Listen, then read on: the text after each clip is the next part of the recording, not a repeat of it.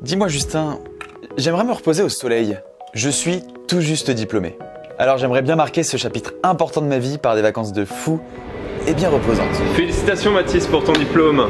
Et je te trouve bien blanc. Alors que dirais-tu de prendre un bon bain de soleil dans une destination de rêve et à l'écart de tous tes problèmes?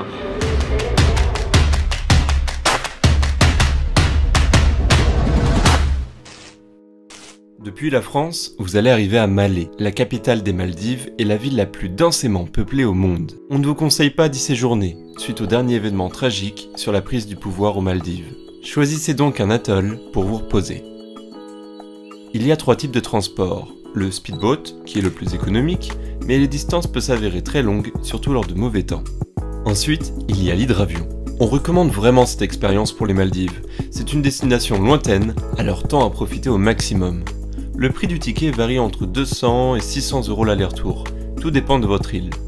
C'est vraiment une super expérience car l'hydravion vole bas et vous pouvez profiter de la vue aérienne sur les atolls. Le 3e moyen de transport, c'est l'avion classique, mais c'est réservé pour les grands atolls avec un aéroport. Dans un premier temps, on vous présente une île-hôtel. C'est une île avec un seul hôtel et vous dépendez de leur service. En général, les îles-hôtels vous proposent une expérience de luxe. En dehors du confort, il y a quelques avantages et inconvénients en séjournant ici. Le premier point, vous pouvez être en maillot de bain sur la plage. Sur une île avec des locaux, il est interdit d'exposer des parties de son corps et j'insiste, respectez la culture et la religion en séjournant ici. L'État applique la loi islamique, la charia donc, c'est beaucoup plus strict qu'un pays avec un islam modéré. Pour les inconvénients, vous dépendez de l'hôtel, pour tout. Nourriture, médicaments, plongée, activités. Mais les îles-hôtels offrent un vrai repos. Vous allez vous trouver perdu au milieu de l'océan Indien avec des tonnes de poissons tropicaux autour de vous et des récifs à explorer.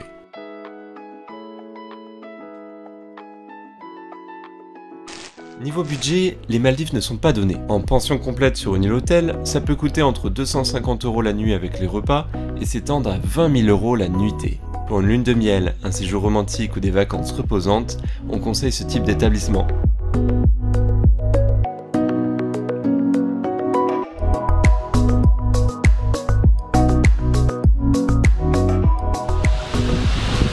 C'est vraiment beau les Maldives, ça me donne envie de partir de suite. Mais niveau budget, j'ai plutôt envie d'économiser au niveau du logement pour privilégier plutôt les plongées dans l'océan Indien. Qu'est-ce que tu me conseilles de faire? Je suis d'accord avec toi Pierre, les plongées m'intéressent beaucoup plus que la chambre sur pilotis. Il faut donc choisir une île avec des locaux et les prix seront beaucoup plus raisonnables. Au niveau des points positifs, c'est agréable d'être mélangé aux Maldiviens. Sur les atolls, vous trouverez de tout. Pharmacie, supérettes, boutiques et des restaurants. La plupart des hôtels sont bon marché. On trouve aussi des pensions de famille. Le prix de nuitée peut varier entre 60 et 250 € en fonction des standards. Pour les points négatifs, les plages sont remplies de plastique. Elles sont rarement nettoyées. De plus, vous ne pouvez pas être en maillot de bain et ni consommer de l'alcool. Si vous êtes plongeur comme Pierre, il y a des très belles sorties de plongée aux Maldives. Alors cherchez votre hôtel en fonction de la migration des poissons. Par exemple, en fonction de la période, les raies se déplacent pour le plancton. Les plongées avec une île hôtel coûtent beaucoup plus cher qu'une plongée avec un petit club local. Je vous recommande de plonger avec un instructeur maldivien. Il connaîtra certainement plus de choses qu'un instructeur saisonnier. La faune maritime est très riche aux Maldives. Pour un baptême ou une formation de plongée, c'est un excellent lieu pour s'entraîner et progresser. En général, je suis très frileux et je n'ai pas eu de mal à rester de longues heures dans l'eau maldivienne.